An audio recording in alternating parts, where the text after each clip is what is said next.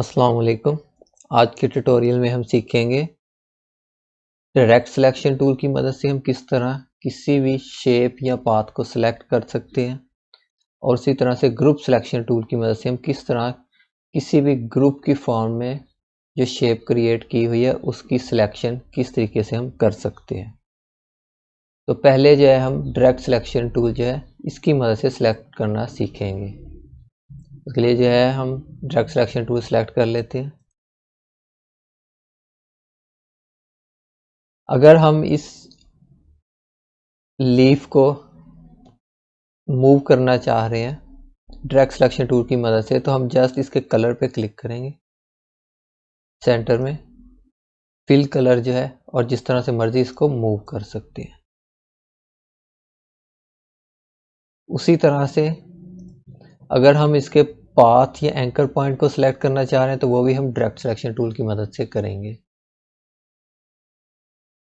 यह देखिए, जिस तरह से मर्जी हम पाथ को सिलेक्ट और मूव कर सकते हैं।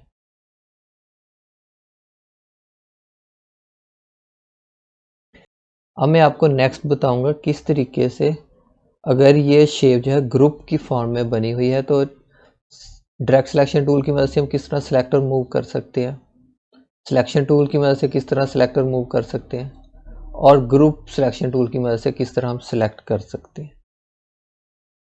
तो पहले हम इसको ग्रुप बना लेते हैं। तो ग्रुप बनाने के लिए जो है हम डायरेक्ट सिलेक्शन टूल भी यूज़ कर सकते हैं और सिलेक्शन टूल भी यूज़ कर सकते हैं। मैं अभी सिलेक्शन टूल की मदद से इसको ग्रुप बनाऊंगा। पहले इसको और इस लीफ को हम सिलेक्ट करते हैं और कंट्रोल जी से इसको ग्रुप बना देते हैं।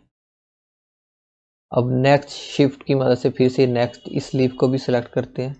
अब ये तीनों सिलेक्ट हो गए। अब हम कंट्रोल जी की मदद से इसको ग्रुप बना लेते हैं। इसी तरह से पहले इसको सिलेक्ट करते हैं, शिफ्ट को होल्ड रखते हुए, फिर नेक्स्ट लीफ पे क्लिक करेंगे, ये भी सिलेक्ट हो गया, और कंट्रोल जी। इस तरह से मैं बाकी जो है इनको भी ऐड करता हूँ। तो ये मैंने ग्रुप की फॉर्म में ये शेप जो है इनको कंबाइन कर लिया है। अगर तो हमने नॉर्मल मूव करना होता है तो हम ये सिलेक्शन टूल की मदद से इस तरह सिलेक्ट और मूव कर लेते हैं।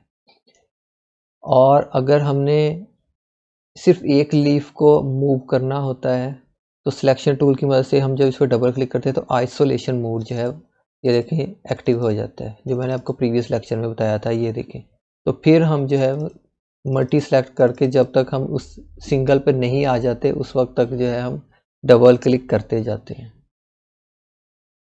लेकिन अगर कोई भी इस तरह जो शेप हमने ग्रुप में बनाई हुई है, हम नहीं चाहते कि हम बार बार डबल क्लिक करें, तो उसके लिए जो है हम जब डायरेक्ट सिलेक्शन टूल की मदद से क्लिक करेंगे तो उसमें आइसोलेशन मोड जो है वो एक्टिव नहीं होगा। लेकिन हम डायरेक्ट सिलेक्शन टूल की मदद से जिस तरह से मर्जी वन क्लिक पे सिलेक्ट और इसको मूव कर सकते हैं। ये रहेगा ग्रुप की फॉर्म में ही। तो मैं आपको अभी शो करता हूँ ग्रुप की फॉर्म में। अब जो है मैं सिलेक्शन टूल को जब सिलेक्ट कर रहा हूँ और इस पर मैं क्लिक कर रहा हूँ तो ये देखें ये है ग्रुप की फॉर्म में। लेकिन अगर मैं सिलेक्शन टूल की मदद से इसको सिलेक्ट और मूव करता तो वन टाइम हमें बस क्लिक करना पड़ेगा और जिस तरह से मर्जी जो है हम उस एरिया को सिलेक्ट और मूव कर सकते हैं।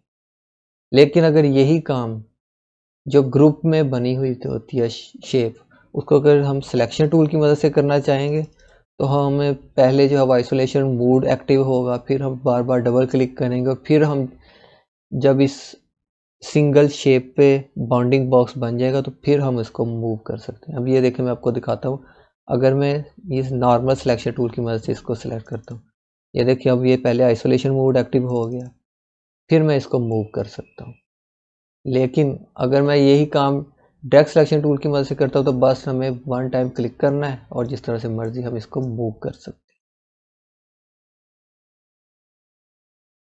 तो ये था कि किस तरीके से हम अगर कोई भी ऑब्जेक्ट या शेप जो है वो हमने ग्रुप की फॉर्म में क्रिएट की हुई है तो डायरेक्ट सिलेक्शन टूल की मदद से इजीली हम बस वन क्लिक की मदद से सिलेक्ट और मूव कर सकते हैं, या कोई भी एडिट जो है वो करना चाहेंगे वो उससे हम कर सकते हैं।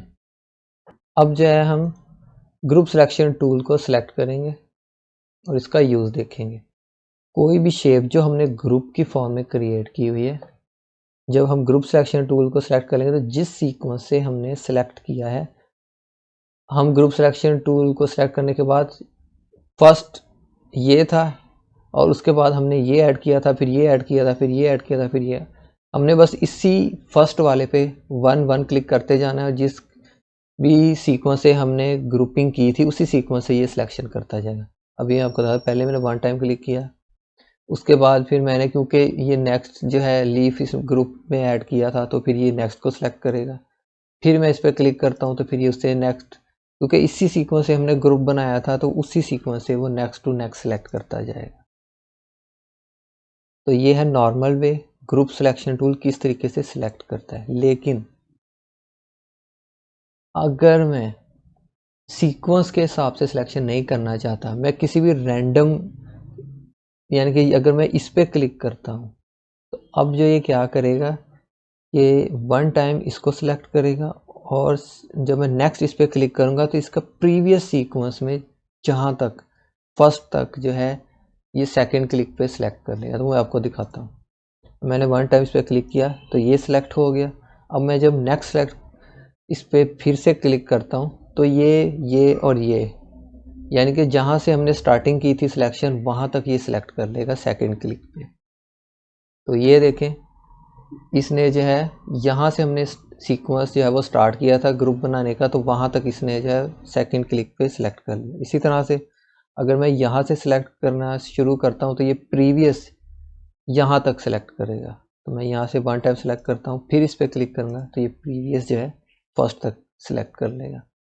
और अगर मैं यहाँ से सिलेक्ट करूँगा उसी तरह यहाँ से यहाँ तक जो है ये सिलेक्ट करेगा। 1 टाइम हमने क्लिक किया और जब मैं दोबारा इस पर क्लिक करूँगा तो प्रीवियस फर्स्ट तक ये सारी सिलेक्शन कर लेगा।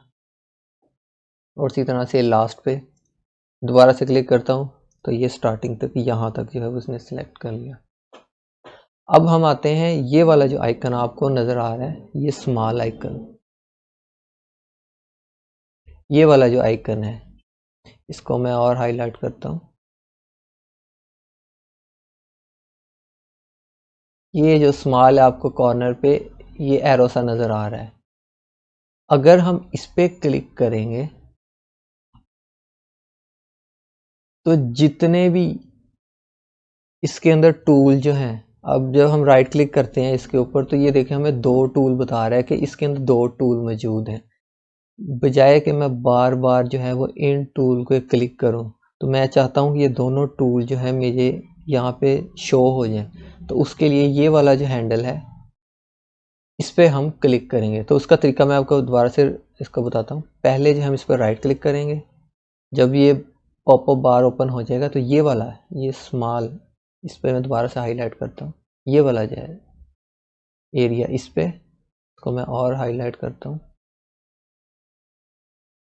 ये वाला जो है आइकन, इस पे आप क्लिक कर देंगे। तो इस तरीके से आपके सामने जो है ये बॉक्स अपीयर हो जाएगा, जितने भी उसमें टूल होंगे वो सारे इसमें शो कर देगा। इसी तरह से ये बाकी जो है, जिस तरह ये पेन टूल है इसके अंदर ये है, इसी तरह हम यहाँ पे क्लिक करेंगे तो इसके जितने भी ये टूल हैं ये आपके सामने अपीयर हो जाएंगे।